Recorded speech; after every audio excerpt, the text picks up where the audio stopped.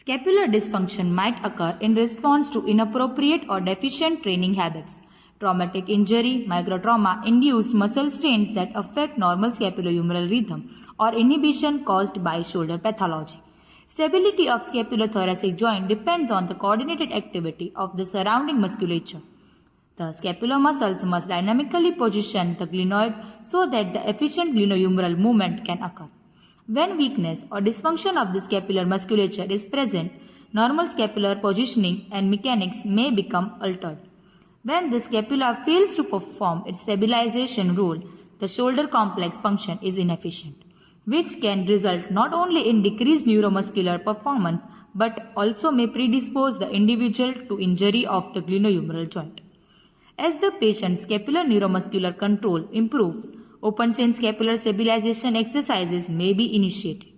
Adding open chain exercising can increase the endurance capacity of a selected muscles, and they can be performed incorporating the entire kinetic chain. Exercise 1. Blackburn prone horizontal scaption. The patient is asked to lie face down on the table with a towel under the forehead for support.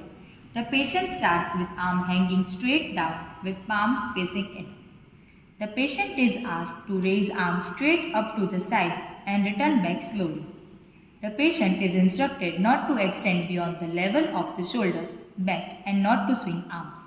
2 to 3 sets of 10 to 15 repetitions are performed. Exercise 2. Blackburn prone horizontal scaption. The patient is asked to lie face down on the table with towel under the forehead for support. The patient starts with arm hanging straight down with palms facing towards the head. The patient is asked to raise arms straight up to the side with thumb towards the ceiling and not move beyond the shoulder level. The patient is instructed to return slowly and not swing arm. 2 to 3 sets of 10 to 15 repetitions are performed. Exercise 3. Blackburn prone horizontal scaption. The patient is asked to lie face down on the table with the towel under the forehead for support. The patient starts with arms hanging straight down with the palms facing in. The patient is asked to raise arm up to the 45-degree angle, making a Y with palms facing the ground and not to move beyond the shoulder level. The patient is asked to return slowly and not to swing the arms. Again, 2 to 3 sets and 10 to 15 repetitions are performed. Exercise 4. Blackburn prone horizontal scaption. The patient lies face down on the table with the towel under the forehead for support. The patient starts with the arms hanging straight down with the palms facing towards the head. The patient is asked to raise arms straight up to the side with the thumbs towards the ceiling and not to move beyond the shoulder level. He and she is asked to return slowly and not to swing the arms. 2 to 3 sets of 10 to 15 repetitions are performed again. Exercise 5. Blackburn prone horizontal extension. The patient lies face down on the table with a towel under the forehead for support.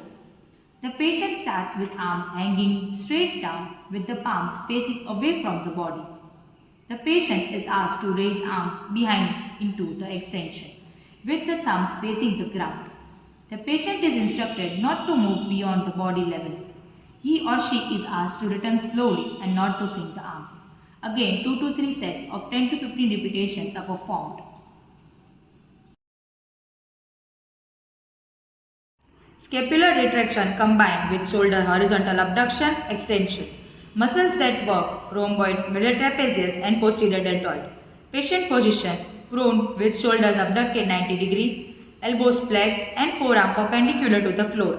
Now, instruct the patient to perform horizontal abduction with scapular retraction. This exercise can also be done with elbows extended for greater resistance. Progress this exercise by adding weights and then by having the patient perform the rowing motion standing or sitting in front of the length of elastic resistance that can be secured at shoulder level. To progress the exercise further, weights can be placed in the patient's hand while elbow extended. Scapular protections, muscles that work, serratus anterior. Patient position, sitting or standing with shoulders flexed approximately 90 degrees and elbows extended. Secure a piece of elastic resistance behind the patient at shoulder level or use a pulley system.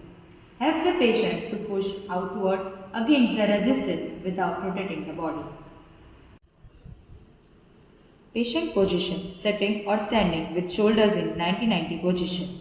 Secure the middle of the piece of elastic resistance in front of the patient slightly above the shoulders and have the patient grasp each end of the resistance. Then have the patient pull the hands and elbows back, moving into horizontal abduction, external rotation of the shoulder, while simultaneously adducting the scapula.